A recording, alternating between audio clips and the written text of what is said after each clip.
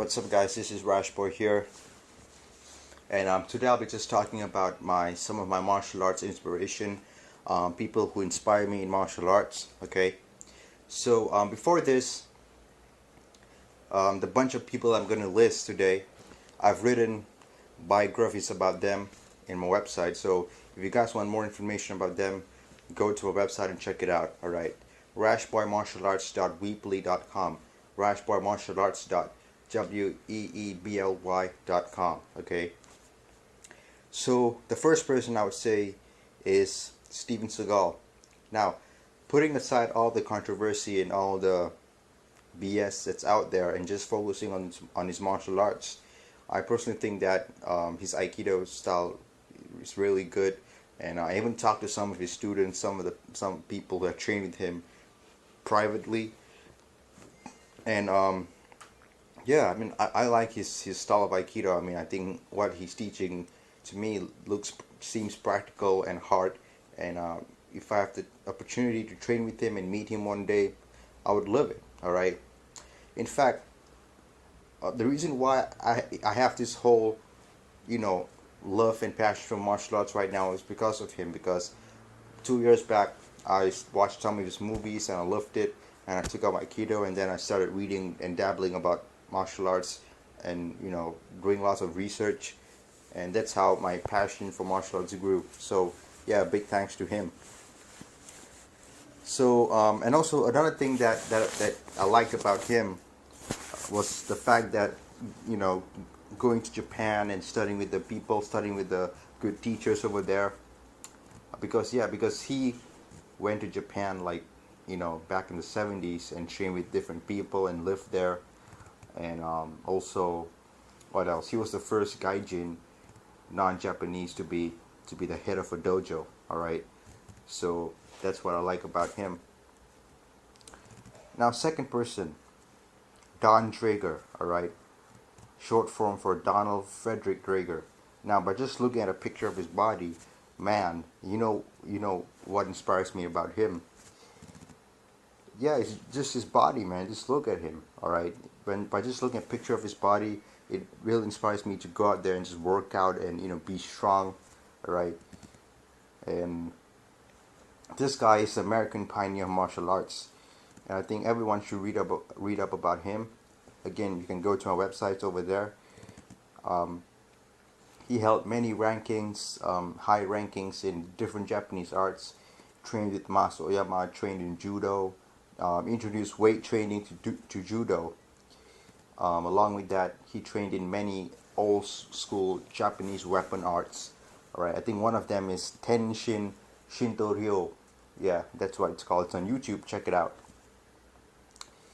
And also, what really inspires me about him was the fact that I was talking to one of his students. All right, and like, I think every year or so he would travel to different Asian countries and learn their martial arts with the local people. Like, I think he went to Malaysia, he went to Indonesia, learned Silat. He went to Thailand, in Sri Lanka, and all these different places. As I was speaking to one of his students, he said, like, there's not a place in Asia that he has not been to. Basically, he went to every possible Asian country and researched and studied the martial arts with them. And personally, even before I knew about this guy, I already had that passion and idea of going to the different countries and studying the martial arts with the local people there. But now, knowing that someone has already done it, it just gives me the green light to, okay, all I have to do is just make it happen. All right, by hard work. Yeah, read up about him. The third person is Morihei Ueshiba, the founder of Aikido. Now, if you were to read about his life, what I like about him was that, he was like a really old, and not old, but really frail and thin person. And then he started working out, being strong, went to war, fought in the war. All right. I think also he was praised for his brave attitude in the war.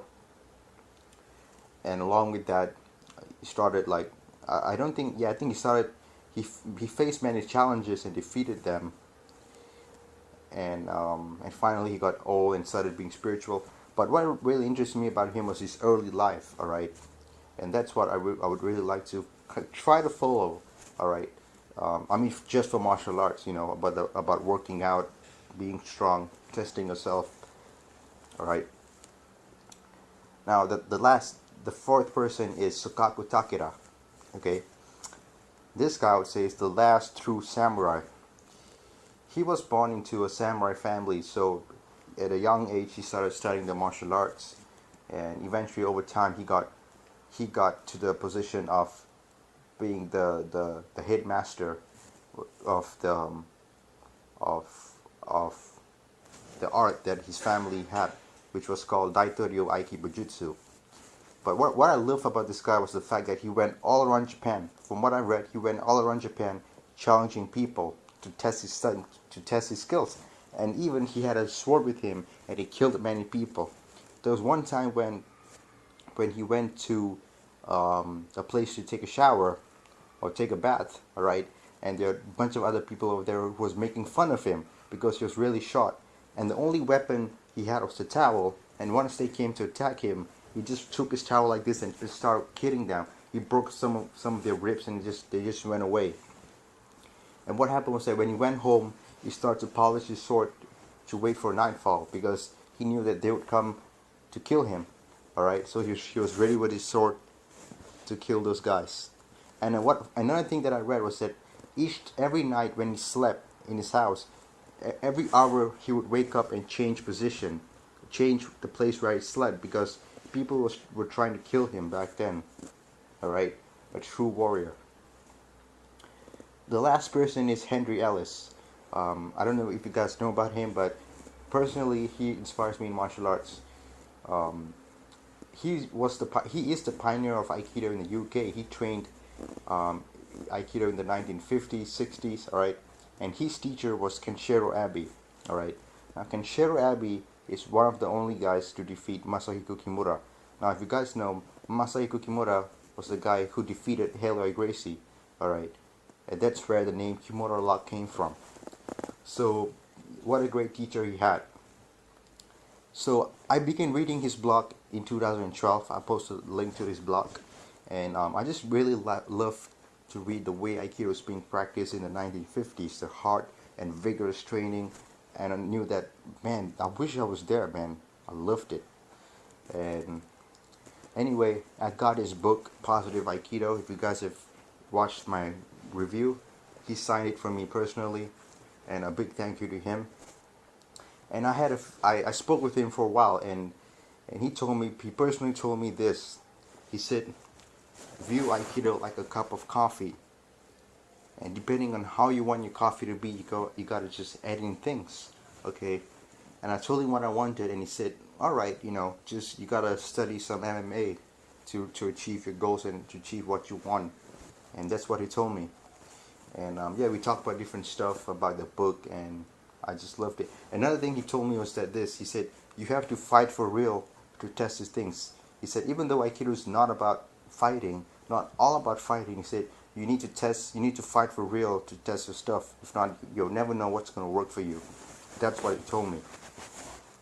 And really, yeah, I mean, those words that he told me really, really inspired me. So yeah, these are the bunch of people that inspire me right now in martial arts. I'm sure that if I were to continue studying and training, there would be more people who would influence me. All right. So that's what I have. Thank you guys for watching, and do check out my website. All right, and I'll see you guys in the next video. Thank you guys so much. Have fun training.